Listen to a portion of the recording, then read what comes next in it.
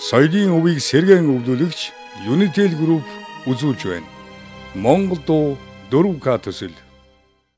Hero Entertainment, Unitel Group хамтран ирээдүйн хойч үедээ хуучны болон орчин цагийн сэтгэл хоногссон 100 дууг өвлүүлэн үлдээж байна. За Тэнгэр эзмийн өршөө бол 1992 оны 12 сард зохиогдсон дуу. Эмиг их манай тийшээ гуё гэж ярьдаг да. Манай гуё бидэнд тэгжсэн их жоохон байсан. Тэгэхэд одоо бид нар их олуулаа өссөн. Тийм болохоор нөгөө одоо ээж минь өдөр шөнөгүй бидэнтэй зууралдаал нэгдлийн одоо 1000 гаруй малтай зууралдаал ингээл байдаг байсан байх та. Тэгээд энэ мөө хөөхнийг ч одоо та нар ерөөсөө амар заяаг нь үзүүлэхгүй байсараад өдөө боллоо одоо. Ер нь хүн ихийнхээ очиг хариулна гэж байдгүй юм гисэн. Харин одоо нэг шүүдрийн ус зохиод нэг удаа одоо цай чанж өгөх юм бол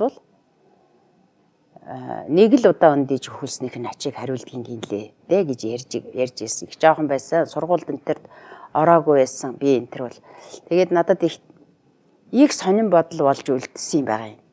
Тэгээ одоо энийг бодсоор байгаа сүүлд дуучин болсон хойноо нилээн сүүлд ер нь л одоо шүүдрэл зохиж өгье гэж бодсон юм. Ээждээ.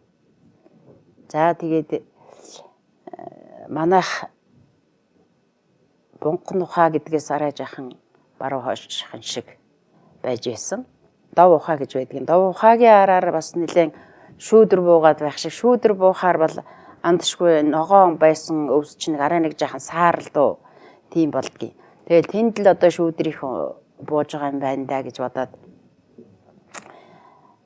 олигтойж үлдсэн юм байхгүй үдшин боддож унтаад тэгээд өглөөний байх вэ харанхуйгаар үүр хаяараагүй байсан.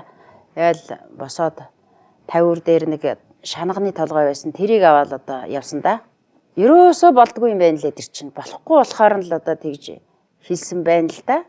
Урдын улс бол тэгж хэлсэн байна. Эхийн ачиг гэдгийг бол хариулж хүн чаддгүй юм байна. Шүүдрийн усыг бол зохиж бол одоо их хэмжээний болгож бол чаддгүй юм байна. Тэгээ одоо өвөл болоод ээждээ бас нэг урлагийн баригад яваад ээждээ нэг ойр ойрхон очиж чадаагүй байжсэн. Тэгээд ээжийнхээ ачийг ч хариулж чадсангүй нөгөө шүүдрийн усаар зохиож хариулж чадсангүй гэдэл ээжигээ санаад элдвэл юм бодож яла. Тэгээд нэг шөнө 12 сард юм да 20-д гараад байжсэн нэг шөнө гинт хийн одоо Тэнгэр эзмийн өршөө гэдэг шүлэг орж ирсэн. Би өөрөө дуучингүй юм болохоор мөн л одоо дуутайгаа уйлдуулсан тийм сайхан санаа орж ирсэн. Тэгээд энийг шуудхан бичээд авсан тэр шөнөө. Тэгээ нэг 4 хүртэл 12 цагийн үед байхдаа болоо тэгээд 4 хүртэл ингээд засвар хийгээд тэгэл өглөө болохоо шүлэг болцсон байсан. 8 цагт бат сайхан гээд миний бас ганц хоёр шүлгийн дай хийчихсэн миний нэг найз филет гээд одоогоор бол монголоор бол лимбэлдэ тийм хөгжим тоглодог нэг тийм ая зохиодог залуу байлаа. Тэрэндээ аваачаад өглөө аваачаад өгчлөө. Хөө үд болоход өнөөх чинь сайхан дуу болоод гараад ирлээ. Яг одоо миний санаанд таарлаа да. Хэд хоноод л да яах вэ ээждээ очиод дуулж өглөө. Ээж маань их баярлж байгаа нь одоо харагдаж исэн. Духан ингээд нэг жаахан мэлзгнээд тэгээд нүд нь нэг жаахан нэг тийм нэг нялхамсуу ч юм уу гэмээр ойрхон юмыг илээд тэгээд их баярлаад байгаа шиг байсан. Их баярлсан. Тэгээд миний хүүхэн одоо ээжийнхээ бүхэл өндийж өгүүлснийх нь ачийг хариулсан гэж бодоо. Одоо ээж нь их шүү башиила. Гачин шүү башиила да гэдэг. Ийм л одоо түүхээр бүтсэн дуу да. Би тэгээд Тэнгэр эзмийн өршөөг бол хүүхэд ч мэднэ одоо настай хүмүүс ч мэднэ. Тийм болохоор би их баярлж байдаг. Ягаад гэвэл миний ээж одоо байхгүй л дээ. Тэгтээ одоо ээжийн минь хойноос энэ дууг сурсан хүн бүхэн, аялсан хүн бүхэн миний ээжийн хойноос одоо нэг эрх маань уншсантай тэнцхээр сайхан санагддгийг надад.